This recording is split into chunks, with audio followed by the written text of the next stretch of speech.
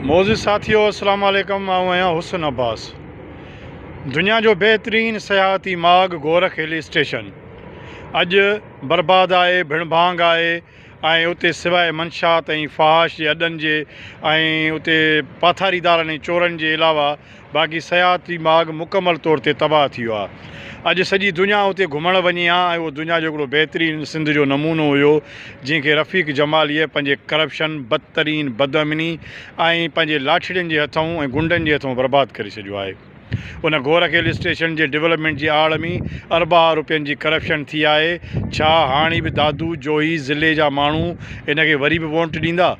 जिन ज़मीनुनि ते कब्ज़ा कराया पॉलिश कंपनीअ समेत सिर्फ़ु ऐं सिर्फ़ु पंहिंजा मुफ़ादी वाठा ऐं पंहिंजा माण्हू उते भर्ती कराया, जमाली बिरादरी जे आम माण्हुनि समेत सॼो तक सफ़र करे रहियो आहे। ऐं सम्झां थो त अहिड़े